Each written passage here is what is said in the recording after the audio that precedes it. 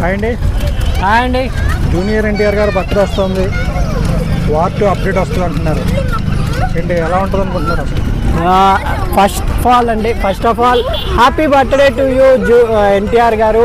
నిజంగా తెలుగు సినిమా ఇండస్ట్రీని ఎన్టీఆర్ గారు రామ్ చరణ్ గారు కలిసి ఎక్కడికో తీసుకెళ్లారు. మొన్న రీసెంట్గా వీడియోస్ అయితే జపాన్లో కూడా ఎన్టీఆర్ గారికి ఫ్యాన్స్ ఉన్నారు. అంటే జపాన్ వాళ్ళు కూడా తెలుగు నేర్చుకొని, అన్నా నీకోసం తెలుగు నేర్చుకొని మాట్లాడుతున్నాను ఒక అమ్మాయి చెప్పడం. ఆ వీడియో నిజంగా మీకు ఎన్టీఆర్ గారు తెలుగు ఖ్యాతిని వాళ్ళ తాతగారి మాదిరే మొత్తం వరల్డ్ వరకు తీసుకెళ్తున్నారని నా ఉద్దేశం.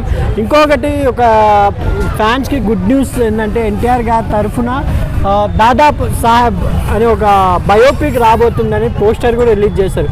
నిజంగా భయ్య ఒకవేళ అది కానీ ఎన్టీఆర్ గారు చేస్తే ఎన్టీఆర్ గారు అమీర్ ఖాన్ అని కొంచెం ఏదో డిస్కషన్లో ఉంది, కానీ ఆల్రెడీ పోస్టర్ అయితే మేకర్స్ రిలీజ్ చేశారు. ఎన్టీఆర్ గారు దాదాసాహెబ్ మాదిరి కూర్చొని రీల్స్ పట్టుకొని ఉండడం నిజంగా ఒక బెస్ట్ మెమొరబుల్ బయోపిక్గా ఇది కాబోతుంది ఒకవేళ ఎన్టీఆర్ గారు నటిస్తే. ఎందుకంటే ప్రతి పాత్రలో జీవిస్తారు ఎన్టీఆర్ గారు. దాదాసాహెబ్ మాదిరి కూడా ఆయన కంపల్సరీ 100% జీవించి ఒక బెస్ట్ బయోపిక్గా ఇండియా మొత్తం నిలబడిపోతుంది ఆ సినిమా అని నా అభిప్రాయం. రీసెంట్గా యమదొంగ చూడండి, యమదొంగలో ఎన్టీఆర్ గారు రీసెంట్గా రిలీజ్ అయింది కదా. ఆ యమదొంగ సినిమా చూస్తే గుర్తుకొచ్చింది రాఖీ సినిమాలో ఎన్టీఆర్ గారికి, కంత్రి యమదొంగ సినిమాలో ఎన్టీఆర్ గారికి ఎంత ఫరకు. ఆ ఫ్యాన్స్కి కూడా ఒక బాగా ఏమంటారు మోటివేషన్ కూడా.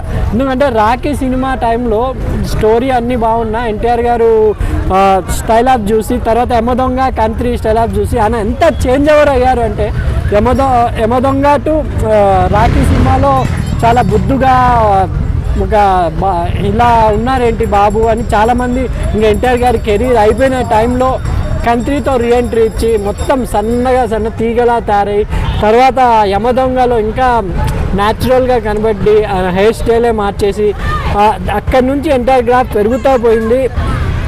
ఊసరవెల్లిలో కూడా ఆయన ఎంత సన్నగా చాలా బాగా గ్లామర్గా. ఎన్టీఆర్ అంటే మాస్ కాదు, ఆది ఇవన్నీ సినిమాలే కాదు, ఎన్టీఆర్ అంటే ఒక లవ్ స్టోరీ అనే విధంగా ఊసరవెల్లి సినిమా కూడా చాలా బాగుంటుంది. దాని తర్వాత వచ్చిన టెంపర్ వరకు ఎన్టీఆర్ గారు ఒక డిఫరెంట్ చేశారు. మీరు విలన్గా కూడా జాయ్లవ్ కుశలో చాలా బాగా యాక్ట్ చేశారు ఒక నత్తి క్యారెక్టర్లో కూడా. నిజంగా ఎన్టీఆర్ గారు వాళ్ళ తాత పేరును నందమూరి పేరును కంపల్సరీ నిలబెడుతున్నారు. ఈ వార్ 2తో నిజంగా ఇండియా బెస్ట్ డాన్సర్స్ అని చెప్పుకోవచ్చు హృతిక్ రోషన్ అండ్ ఎన్టీఆర్ గారు. వాళ్ళిద్దరి మధ్య ఇప్పటికీ బాలీవుడ్లో టాప్ డాన్సర్ అంటే హృతిక్ రోషన్ పేరే చెప్తారు. హృతిక్ రోషన్ అండ్ ఎన్టీఆర్ గారి మధ్య ఒక సాంగ్ అని పడితే థియేటర్స్ దద్దరిల్లిపోతుంది. ఎందుకంటే బెస్ట్ డాన్సర్స్ మధ్య డాన్స్ చేస్తే ఎప్పటికీ ఒక దృశ్యాత్మకంగా ఉంటుంది చూడడానికి. చాలామంది వెయిటింగ్ వార్ 2 కోసం.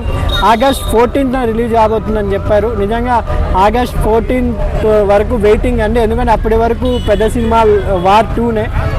తెలుగు ఇండస్ట్రీ డబ్బింగ్ సినిమా అయినా ఎన్టీఆర్ గారు ఉన్నారు కాబట్టి వార్ 2 కంపల్సరీ ఒక రికార్డ్స్ని క్రియేట్ చేస్తుంది. ఎందుకంటే ఇద్దరు పెద్ద స్టార్స్ మధ్య రాబోతున్న సినిమా కాబట్టి. అది కాకుండా వార్ 2 అంటేనే ఒక ఫైట్స్ ఎక్స్పెక్ట్ చేస్తారు. అండ్ హృతిక్ రోషన్ గారి మధ్య ఎన్టీఆర్ గారి మధ్య ఫైట్స్ కానీ డాన్సర్స్ కానీ.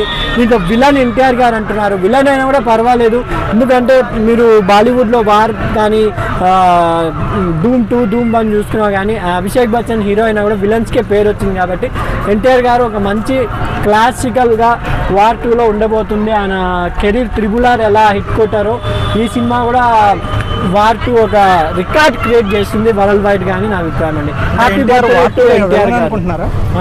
ఎన్టీఆర్ రోల్ విలన్ అనుకుంటున్నారా? అదే టాక్స్ అయితే వస్తున్నాయి. విలన్ అయినా పర్వాలేదు, ఎందుకంటే మీకు హిందీ బాలీవుడ్ మూవీస్లో ఒక ఇద్దరు మల్టీ స్టారర్స్ అంటే విలన్కే క్రేజ్ ఎక్కువ ఉంటుంది.